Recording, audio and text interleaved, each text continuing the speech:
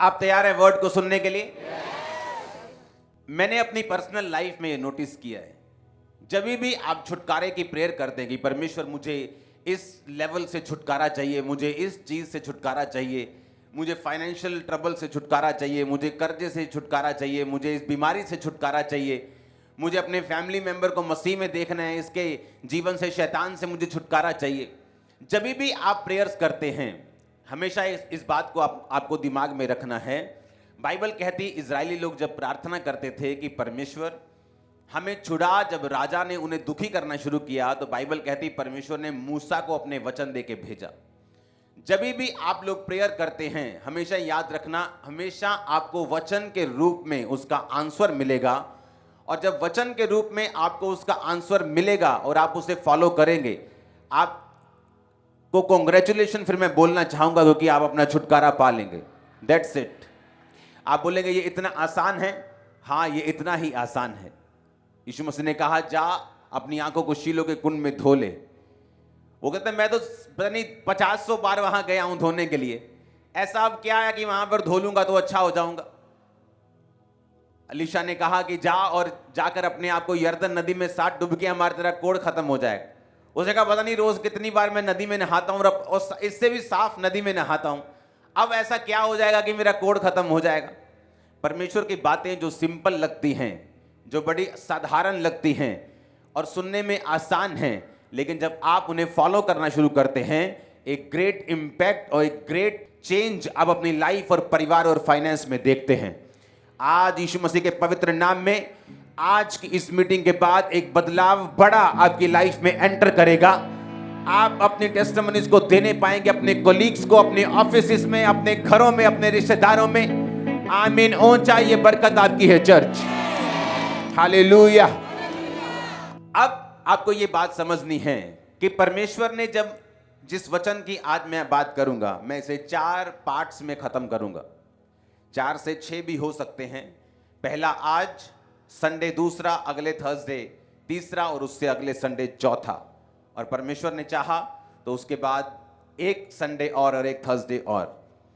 तो ये वचन आपको बड़े ध्यान से समझना और सुनना और ध्यान से फॉलो करना है। आमीन, आमीन। परमेश्वर किस तरह से चर्च में काम करता है, किस तरह से वो एक विश्वासी की लाइफ में काम करता है।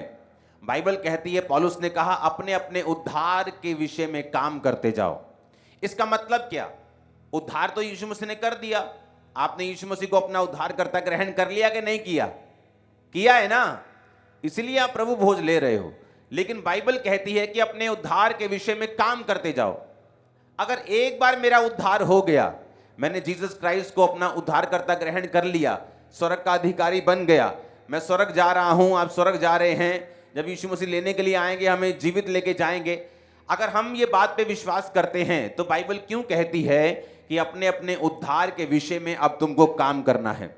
इसका मतलब कोई ऐसा काम है जो विश्वासी को परमेश्वर, एक विश्वासी को, एक पास्टर को एज ए बिलीवर वो आपको सौंपता है, जो आपको करना है, ताकि वो योजना, वो डेस्टिनी जिसके लिए आप बुलाए गए हैं, उद्धार पा लिया, ये तो शुरुआत है। आपने परमेश्वर को ग्रहण किया, ये तो शुरुआत है। परमेश्वर ने आपको अपने पास बुलाया है किसी बड़े काम के लिए, लेकिन वो काम आप हासिल नहीं कर सकते, वो बुलाहट आप हासिल नहीं कर सकते जब तक आप अपने उद्धार के विषय में काम नहीं करेंगे। अब काम आपको कैसे करना है, ये 6 हफ्तों में, 7 हफ्तों में इसी विषय में हम बात करेंगे कि आपको अपने उद्धार के विषय में काम कैसे करना है और क्या करना है।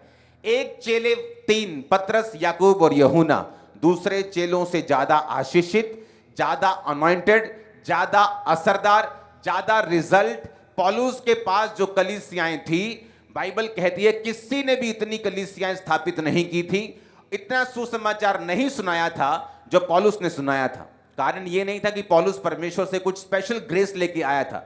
बाइबल कहती है आप जब विश्वासी बनते हैं, मैं जब विश्वासी बना, हर एक विश्वासी को मेजर ऑफ फेथ, एक विश्वास का मापदंड, एक विश्वास का माप, यानी कि हम सब के लिए जब हम मसीह में आए तो एक एक कटोरा हमें विश्वास का दिया जाता है।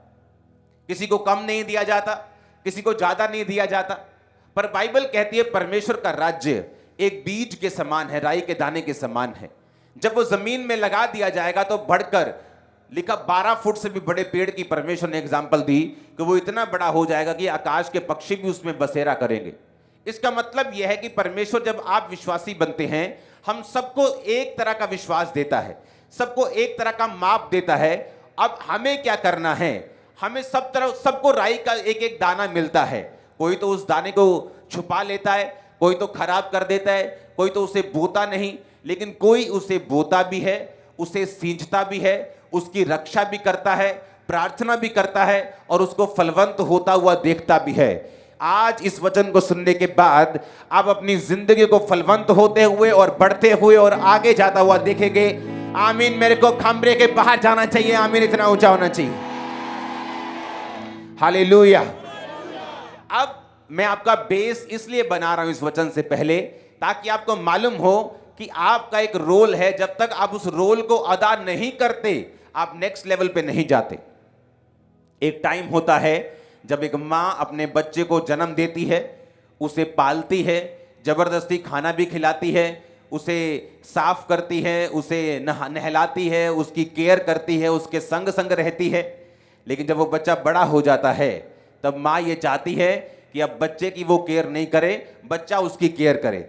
वो बाजार से सामान लेके आए, वो घर की रक्षा करे, वो घर के लिए काम करे, वो अपनी माँ को फॉलो करे, माँ की रक्षा करे। वैसे ही जब आप परमेश्वर में आते हैं, परमेश्वर आपकी केयर करता है, वो आपको सुरक्षित रखता है, वो आपको बचा के रखता है, वो आपको ब्लेस करके रखता है। लेकिन जब आप बड़े हो जाते हैं, मसीह में कुछ समय हो जाता है, 3 साल, 4 साल, 5 साल, अब आप अडल्ट यंग हो गए, अब आप यंग हो गए। परमेश्वर अब चाहता है कि जो केयर वो आपकी करता था, अब ऐसा नहीं चलेगा।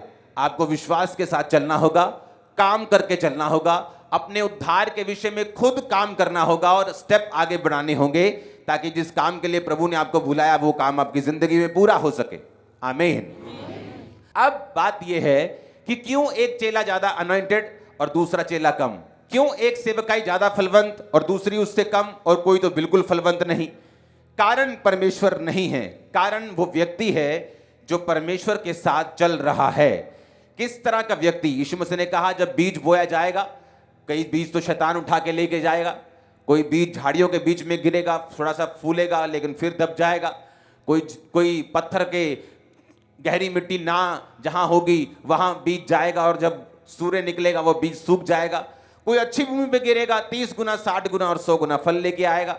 अच्छी भूमि पर गिरने के बाद भी वो बीज सब एक जैसा फल नहीं लेके आ रहे, कोई 30 गुना लेके आ रहा है, कोई 60 गुना लेके आ रहा है, कोई 100 गुना लेके आ रहा है।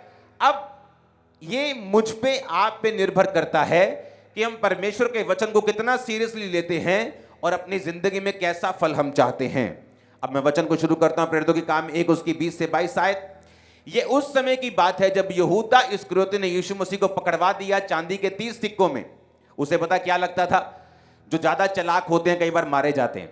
उसे लगता था कि यीशु मसीह का कोई कसूर ये साबित नहीं कर पाएंगे। यीशु मसीह के पास पावर है लंगड़ों को चलाने की। मैंने खुद देखा यीशु मसीह के पास पावर है अंधों को दिखाने की। जब यीशु मसीह को पकड़ने के लिए आएंगे, ये अंधे हो जाएंगे तो मुझे पैसा मिल जाएगा। वो लालची था, तो उसने सोचा कि यीशु मसीह का पता ही देना है कि वो वहां बैठे है, इसमें क्या प्रॉब्लम है, वो जीवित परमेश्वर अपने आप को खुद बचा लेगा, मेरा फायदा हो जाएगा। लेकिन उसे मालूम नहीं था कि वो एक शैतानी प्लान का हिस्सा बन रहा है, क्योंकि जीसस क्राइस्ट ने कहा था, धन्य है, अगर धन्य होता, भला होता कि वो मनुष्य पैदा ही ना होता, क्योंकि जिसने मुझे पकड़वाया है उसका पाप बड़ा है। और जब वो पकड़वाया गया तो जब उसने देखा कि यीशु मसीह ने अपने आप को छुड़ाया नहीं, क्योंकि उसे मालूम नहीं था कि ये परमेश्वर का प्लान है कि वो 3 दिन अपने आप को नहीं छुड़वाएगा, मारा जाएगा, गाड़ा जाएगा, तीसरे दिन मुर्दों में से जी उठेगा। उसे ये मालूम नहीं था। जब यीशु मसीह पकड़वाए गए, उसने जाकर अपने आप को फांसी दी और वो मर गया। और भजन संहिता का वचन पूरा हुआ, प्रेरितों के काम 1 उसकी 20 से 22। भजन संहिता में लिखा है, उसका घर उजड़ जाए, उसमें कोई ना बसे, और उसका पद कोई दूसरा ले ले। ये वचन पतरस ने पढ़ा, क्योंकि हुआ क्या, जब यहूदा इस्करियोती मर गया तो चेले 12 के 11 रह गए।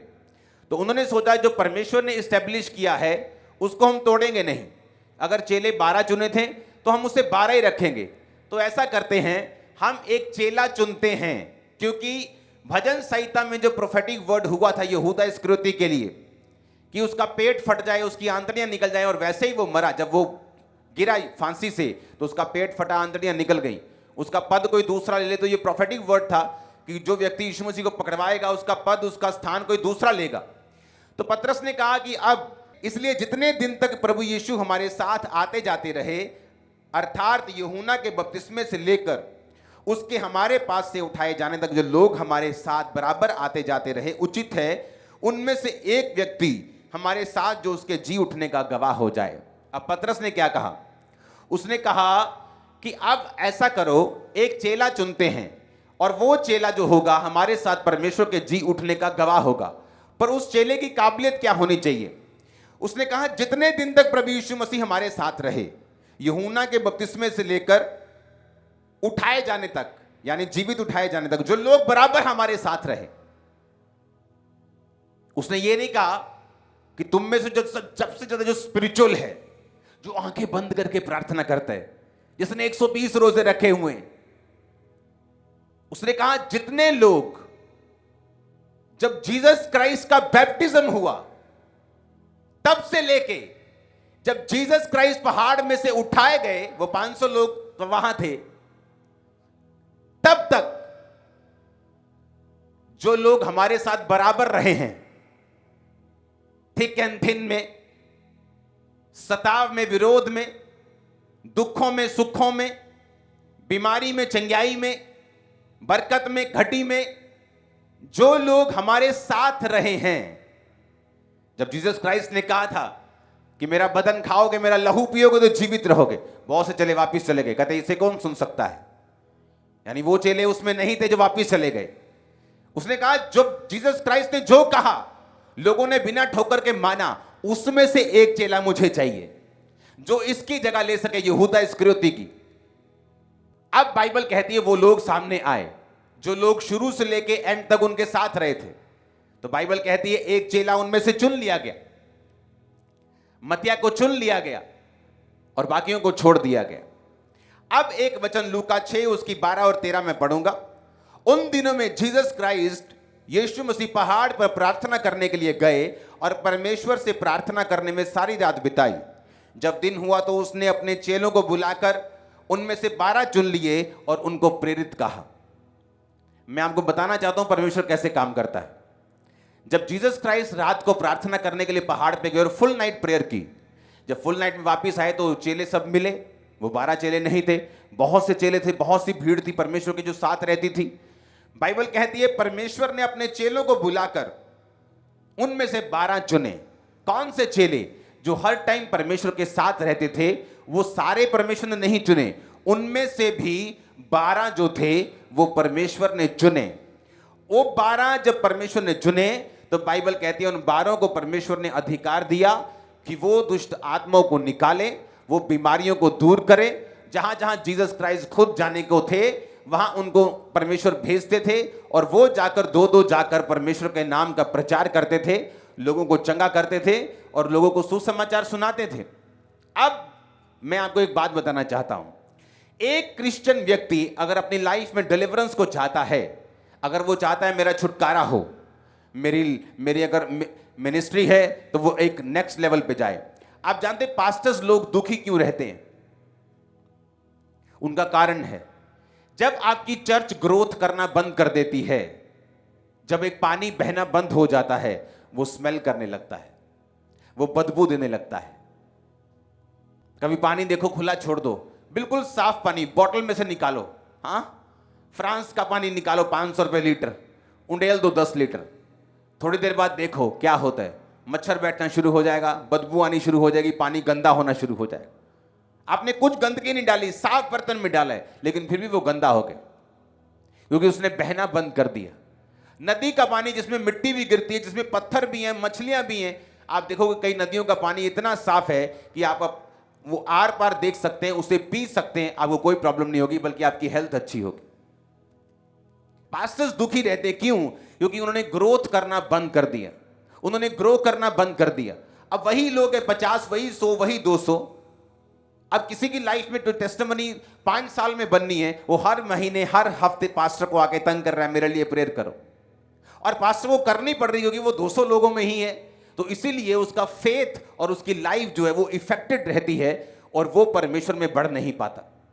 अब बहुत सी ऐसी चीजें हैं, बहुत से ऐसा छुटकारा है जो आपका फाइनेंस का है, आपको नहीं मालूम परमेश्वर आपको इस दुकान से अगली दुकान में लेके जाना चाहता है, वो आपके बिजनेस को चेंज करना चाहता है, वो आपके फाइनेंस को ब्लेस करना चाहता है। लेकिन ये सारी चीजें आपको तभी मालूम हो सकती हैं अगर आप स्पिरिचुअल हैं और आप छुटकारे के वचन को जानते हैं, जो अब मैं आपको बताने जा रहा हूं। अब आपको ये बात मालूम होनी चाहिए कि छुटकारा हर एक व्यक्ति को चाहिए। एक मां को चाहिए जब उसका बेटा नशा करता है, उसकी बेटी जब व्यभिचार में जाती है, जब इसका एक पास्टर की कलीसिया बढ़ती नहीं, जब एक फाइनेंस बढ़ता नहीं, जब कर्जे के नीचे होते हैं, जब पढ़ाई में अच्छे नंबर नहीं आते, आपको मालूम नहीं क्या करना है। हर एक व्यक्ति जो इस धरती के ऊपर है उसको छुटकारा चाहिए, चाहे वो किसी भी लेवल पे क्यों ना चला जाए, उसको अगले लेवल पे जाने के लिए छुटकारा चाहिए। अब छुटकारा होगा कैसे? अब बाइबल कहती है कि जब लोगों में से प्रेरित चुने गए, तो जब जीसस क्राइस्ट ने चुने तो उन्हीं लोगों में से चुना जो जीसस क्राइस्ट के हमेशा साथ रहते थे। जब उनमें से एक मारा गया और जब वो 12 पूरे किए गए तो उसी लोगों में से चुना गया जो हर वक्त चेलों के और जीसस क्राइस्ट के बैप्टिज्म से लेके जी उठाए जाने तक, यानी 3.5 साल तक वो परमेश्वर के और चेलों के साथ रहे थे। हालेलुया। अब आपको बात समझ आनी चाहिए। बहुत से ऐसे लोग हैं जिनको ये मालूम नहीं कि मुझे अभिषेक में कैसे बढ़ना है। मैं एक पास्टर को जानता हूं, उसे मालूम था कि उसकी लाइफ में परमेश्वर का मसा है, लेकिन जिस लेवल पे वो जाना चाहता था उस लेवल पे वो कभी पहुंचता नहीं था। उसने अपनी मुझे स्टोरी सुनाई। उसने कहा कि जब मैं एक नेक्स्ट लेवल पे जाना चाहता था तो मैं एक अपने मेंटर से मुलाकात करना चाहता था, लेकिन वो मुलाकात मेरी होती नहीं थी। वो एक्सट्रीमली बिजी पर्सन था, वो कभी भी जल्दी लोगों से मिल नहीं पाता था, उसकी सेवकाई बड़ी थी। उसने परमेश्वर के सामने प्रेयर की कि परमेश्वर मेरे रास्तों को खोल। अगर हम पहला शमूएल 9 उसकी 1 से 8 आयत को पढ़ेंगे तो उस जगह एक सीक्रेट लिखा है। बिन्यामीन के गोत्र में कीश नामक एक पुरुष था जो अपी के पुत्र बकोरत का पड़पोता, सरोर का पोता बीएल का पुत्र था। वह बिन्यामीनी पुरुष का पुत्र बड़ा शक्तिशाली सूरमा था। उसके शाऊल नामक एक जवान पुरुष था। अब बाइबल कहती है जिस व्यक्ति की ये बाइबल बात कर रही है उसकी गदियां खो गई। पुराने टाइम में जो ट्रांसपोर्ट होती थी वो गधे होते थे, यानी उसका बाइक गुम गया। आज की भाषा में बोलो तो उसका बाइक जब गुम गया, उसने अपने बेटे शाऊल को बोला, बेटा बाइक गुम गया, गदियां गुम गई, जा ढूंढ। और बाइबल कहती शाऊल अपने एक नौकर को लेके गदिया ढूंढने के लिए गया। जब गदिया नहीं मिली तो उसने कहा चल वापिस चलते हैं, बाप हमारी चिंता करने लगेगा गदियां छोड़ के। तो उसने कहा नहीं, यहाँ एक दर्शी रहता है, एक खुदा का दास रहता है, हम उसके पास जाकर पूछेंगे कि वो गदियां कहाँ पे और वो हमको बता देगा। उसने कहा ठीक है, हम वहां पे चलते हैं। और देखो वो आत्मिक इंसान थे। 6 आयत में लिखा, सुन इस नगर में परमेश्वर का एक जन है जिसका बड़ा आदर मान होता है, जो कुछ वह कहता है वह बिना पूरा हुए नहीं रहता। अब हम उधर चले, संभव है कि वह हमको हमारा मार्ग बताए कि हम किधर जाएं। शाऊल ने अपने सेवक से कहा, सुन, यदि हम उस पुरुष के पास चले तो उसके लिए क्या ले चलें? हमारी थैलियों की रोटी चुक गई, भेंट के योग्य कोई वस्तु नहीं जो हम परमेश्वर के जन को दें, हमारे पास क्या है? सेवक ने फिर शाऊल से कहा, मेरे पास 1 शकेल चांदी की चौथाई है, वही हम परमेश्वर के जन को देंगे और वह हमको बताए कि हम किधर जाएं। जिस परमेश्वर के जन की वो बात कर रहे हैं, शमूएल की, उसका एक रिकॉर्ड था। पब्लिक के बीच में वो खड़ा होकर बोलता था कि क्या तुमने कभी, मैंने तुमसे कोई गधा लिया हो, तुम्हारे पैसे मारे हो? बोलते थे कि नहीं। उसका रिकॉर्ड इतना साफ था, परमेश्वर के सामने वो इतना क्लीन था। लेकिन इन लोगों को ये मालूम था कि जब परमेश्वर के सामने हम जाएंगे तो ये बदतमीजी होगी हम खाली हाथ जाएं। जब वो पास्टर मुझे स्टोरी सुना, उसने कहा कि मैंने अपना एक सीड तैयार किया $50,000 का, और मैंने वो सीड को परमेश्वर को बताया कि परमेश्वर मुझे ये बोना है और मुझे अपने मेंटर से मिलना है। कोई भी मेंटर जो आत्मिक है, जो स्पिरिचुअल है और रियल परमेश्वर में बड़ा हुआ है, उसे पैसे से कोई प्यार नहीं। लेकिन जो पैसा है वो ये शो करता है कि वो व्यक्ति सीरियस है जो आपकी मेंटरशिप के नीचे आना चाहता है। अब हुआ क्या, जब वो उस व्यक्ति से मिला, उसका सीड उसने लिया, उससे बात की, उसकी जिंदगी के बारे में, वो सारा सिस्टम बदलना शुरू हुआ, चेंज होना शुरू हुआ। ग्रोथ होनी शुरू हुई, आज वो कहीं का कहीं पहुंच गया। वो सब टीवी पे आते हैं, मैं उनका नाम नहीं लेना चाहता, लेकिन ये पॉसिबल कैसे है? कोई भी जेन्युइन मैन ऑफ गॉड पैसे से प्यार नहीं करता। अगर आप बाइबल में देखें, यहोवा पिता ने कहा तुम अगर कोई गलती करो तो पाप बलि लेके आना। पाप बलि क्या थी? भेड़, बकरी। उसने ये नहीं कहा जब गलती करो तो मुंह से माफी मांग लेना। अगर कोई दोष करना तो दोष बलि लेके आना। मुझसे मिलना है, भेंट लेके आना, होम बलि लेके आना। हर टाइम परमेश्वर कहता था कि जब भी तुमने कुछ करना है, शब्दों से नहीं, वो कर्मों से होना चाहिए। अगर मैं आपको ये वचन नहीं दूंगा, मैं जानता हूं बहुत से पास्टर्स और लोगों का छुटकारा नहीं होगा। और मत सोचो मुझे आपका पैसा चाहिए। आप आज जो ऑफरिंग डाल रहे हैं उसे हम देखते भी नहीं, मैं भी नहीं, मेरी वाइफ भी नहीं, मेरा परिवार भी नहीं। सीधा बैंक जाती, बैंक से खर्चे होते हैं। पक्की ऑफरिंग पूरे बैंक जाती, 100% चेक से खर्चे होते हैं। ये चर्च का असूल है, ताकि चर्च में आने वाले टाइम में भी मैं यहां हूं, मैं अमेरिका में हूं, कभी कोई गड़बड़ ना हो। लेकिन अगर मैं आपको वचन नहीं दूंगा, आपको यह मालूम नहीं होगा कि किस तरह से परमेश्वर में बढ़ा जा सकता है। हालेलुया। कोई लोग, मैंने देखा फॉरेन में कुछ लोग इतने समझदार होते हैं, जब वो एक मिनिस्ट्री के ऊपर ग्रेस देखते हैं, हमेशा उस मेंटर के पास वो बोने के लिए जाते हैं, ताकि वो सेम ग्रेस उनकी लाइफ के ऊपर फॉलो करे। मैं ऐसे लोगों को जानता हूं जो जस्ट एक बिजनेसमैन थे, लेकिन जब अपने मेंटर के पास गए, और मैं इतनी बड़ी चर्च, आप इमेजिन करो जितनी हमारी चर्च है इससे आधी लगा लो, तब भी बहुत बड़ी, लाखों में चर्च, फिर भी वो आदमी अपने मेंटर के पास एक प्लेन या 2 प्लेन बदल के 2 महीने में 3 बार, कई बार महीने में 2 बार भी जाता था। और लोग हैरान होते कि इतनी बड़ी चर्च है, लेकिन तू यहां क्या करने आता है? उसने कहा तुम नहीं जानते, लेकिन जब साल बीता, 2 साल बीते, 3 साल बीते, उसकी चर्च उसके देश की सबसे बड़ी चर्च बनी 3 साल के अंदर अंदर। कारण क्या था? कि कौन अच्छा है उसको नहीं चुना, कौन साथ रहा है। जब मूसा का मसा यहोशू को मिला, तो कौन अच्छा है ये नहीं, कौन मूसा के साथ रहा है। मूसा का सगा भाई भी उसके साथ नहीं था जब वो पहाड़ के ऊपर था, यहोशू उसके साथ था। आज लोगों को लगता है कि बस मसा मतलब कि किसी मैन ऑफ गॉड के पास जाएंगे, बोले पापा जी रखिए हाथ मेरे पे, उसमें हाथ रखाएंगे, मसा ट्रांसफर। ऐसा कभी नहीं होता, ये नॉन बिब्लिकल है। ये लास्ट पार्ट है जो आप पहले मांग रहे हो, ये लास्ट हिस्सा है, ये लास्ट में आता है, आप पहले मांग रहे हो। हम जितना स्पिरिचुअली सेंसिटिव होंगे, क्योंकि अगले ये 4 पार्ट्स अगर आपने सुन लिए, आप बिल्कुल क्लियर होंगे अपनी लाइफ में। क्योंकि जितना आदमी स्पिरिचुअली सेंसिटिव है, स्पिरिचुअली वो समझदार है, उसकी बरकत उतनी ज्यादा है। किसी भी सेवकाई को जब आप बड़ा होते देखते हैं, आपको यह मालूम नहीं होता पीछे स्टेप्स क्या हैं, उसकी ग्लोरी तो दिखती है, स्टोरी क्या है, बैक स्टेज वो कैसा है, अपने घर में वो कैसा है, किस तरह से परमेश्वर ने उसे बढ़ाया है, उसका रीजन क्या है। अब जब वो हर हफ्ते, कई बार महीने में 2 टाइम, 2 महीने में 3 बार, और ये नहीं कि बिल्कुल पास है, दूसरे देश से अपने प्लेन्स को चेंज करना, कभी 1 कभी 2 फ्लाइट्स को चेंज करना, फिर जाना फिर पहुंचना। ये नहीं कि सेवकाई छोटी है, तब भी बड़ी हुई सेवकाई में भी हर टाइम वो इतना मसे में बढ़ गया, वो इतना कैरी करने लगा, इतना रेप्लिकेट करने लगा, इतना ज्यादा ग्रेस को फॉलो करने लगा अपने स्पिरिचुअल फादर की, कि सेम मिरेकल्स होने लगे, और चर्च 3 साल में उस देश का सबसे बड़ा चर्च बन गया। आज तक वो सबसे बड़ा है। हालेलुया। लेकिन कारण क्या? कारण वो कभी भी आपको स्टेज पे नहीं बताएगा। कारण मैं जानता हूं, कारण वो लोग जानते हैं जो उसके करीब रहे, कारण वो लोग जानते हैं जिन्होंने सारी बातों को अपने जीवन में होता हुआ देखा है। जितने आप स्पिरिचुअली सेंसिटिव और समझदार हैं, उतना ज्यादा चांस है कि आप स्पिरिचुअली, फिजिकली, मेंटली, फाइनेंशियली, सब तरफ से आप ग्रो करेंगे।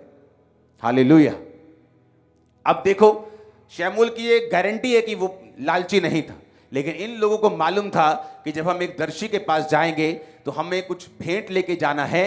जब हम परमेश्वर के पास जाएंगे, हमें कुछ भेंट लेके जाना है। ये बात पैसे की नहीं, बात ऑनर की, बात इज्जत की, बात सेंसिटिव होने की है। आमीन। मेरे स्पिरिचुअल फादर के पास बहुत पैसा था, लेकिन जब मैं उनके पास जाता था कभी भी खाली हाथ नहीं। क्यों? और अगर मान लो मैं किसी देश में गया हूं और वहां की लोकल करेंसी मान लो नायरा है, एक नायरा मतलब ₹1 मतलब 10 नायरा, एक डॉलर मतलब 300 नायरा का है। मैंने कभी भी उनकी लोकल करेंसी में मैंने उनको कभी भी ऑफरिंग नहीं दी। अगर मान लो मेरी ऑफरिंग $10,000 है या $20,000 है, तो उनकी लोकल करेंसी में वो 40 लाख बनता है। तो 40 लाख जो मैं लेके जाऊंगा इतना लगेगा, वो लगेगा कि मैं बहुत बड़ी ऑफरिंग लेके आऊं। लेकिन मैंने ये नॉनसेंस कभी नहीं की। कभी मैंने गड्डियों से उनको इंप्रेस करने की कोशिश नहीं की। जब भी गया हूं मैं ऐसी करेंसी के साथ गया हूं कि जस्ट वो इतनी सी लगे, मैं जस्ट साइड पे रख दूं। कितने मेरी बात को समझ रहे हैं? ताकि उनको बड़ा लगे।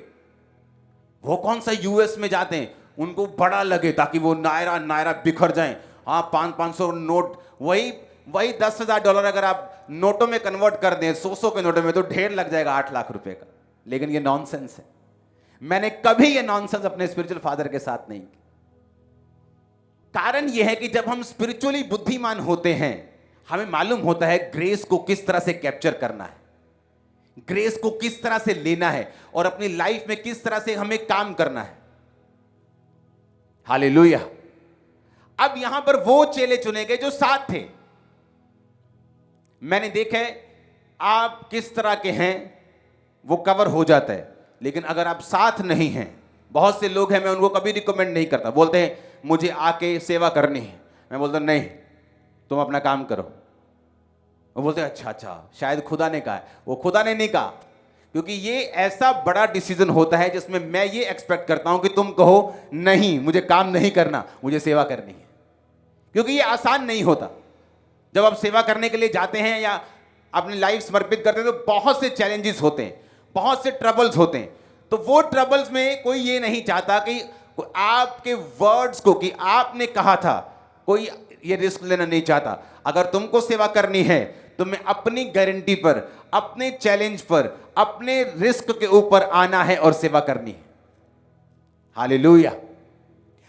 तब बाइबल कहती जो लोग उनके साथ थे उनमें से एक चुना गया, जो शुरू से लेकर एंड तक उनके साथ थे। जीसस क्राइस्ट ने वो लोगों को चुना जो शुरू से लेकर उसके साथ थे। उसके बाद एक चेला जब मर गया, दूसरा चुना, तो वही चुना जो शुरू से लेकर उनके साथ था।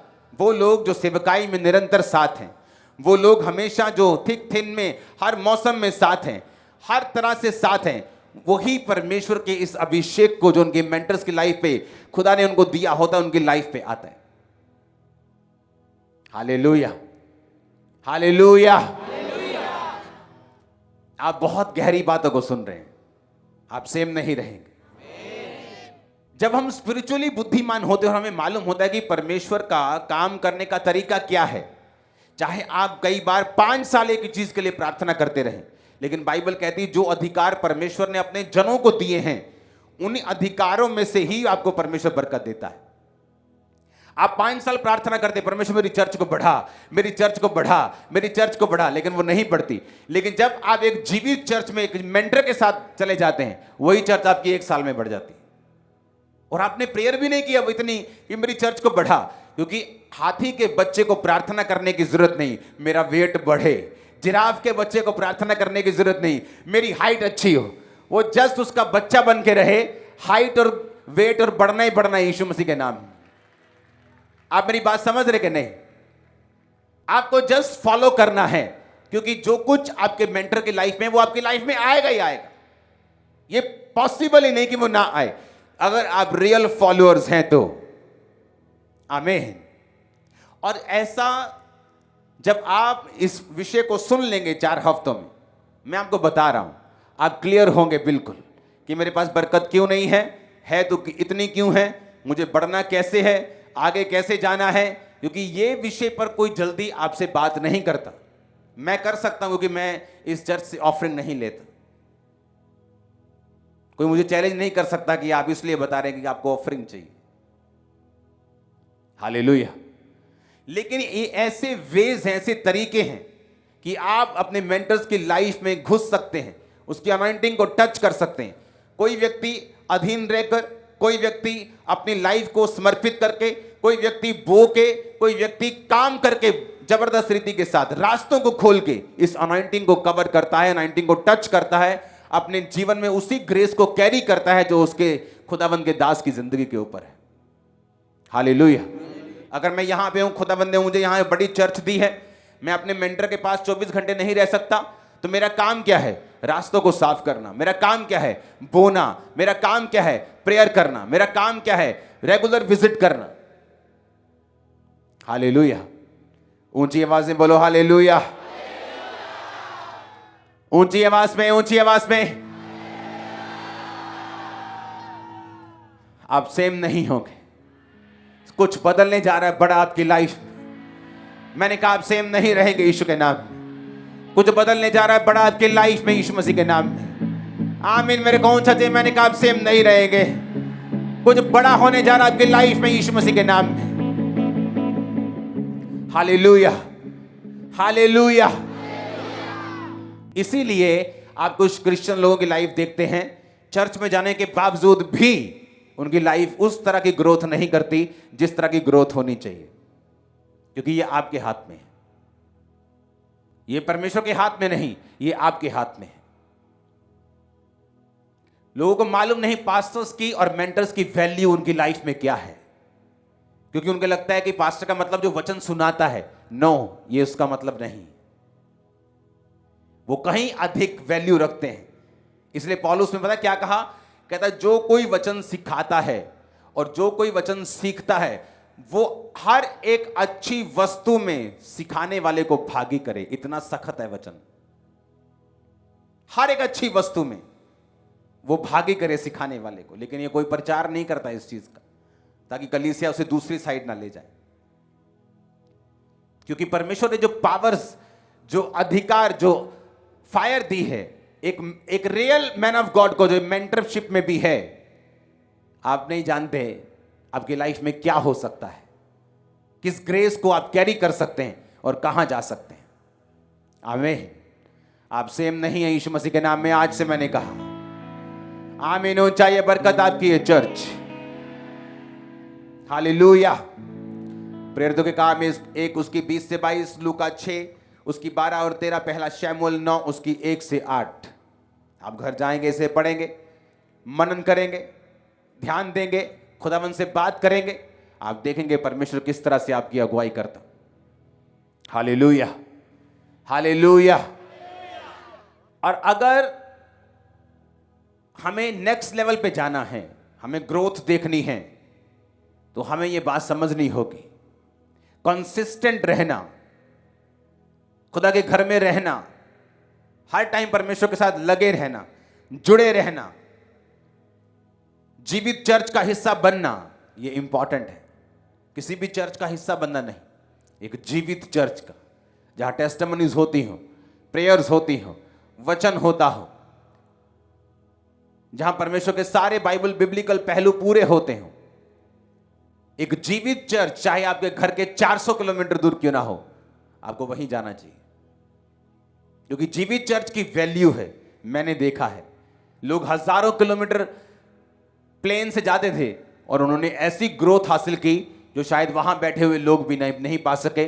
उन्हें लगता था कि हम पास में ही हैं, कोई बात नहीं, घर से 12 बजे भी निकल जाएंगे। लेकिन जो दूर से आता था वो एक दिन पहले उधर पहुंचता था तो चर्च में सबसे पहले एंटर करता था। हालेलुया। आपको ये बात समझनी, सुननी, मनन करनी, लागू करनी, एक जीवित चर्च में, एक अलाइव चर्च में हिस्सा बनना, काम करना, सिर्फ चर्च अटेंड करना नहीं, हर काम में हिस्सा डालना आपकी ग्रोथ का कारण होगा। आमीन। ऊंचा ये बरकत आपकी है।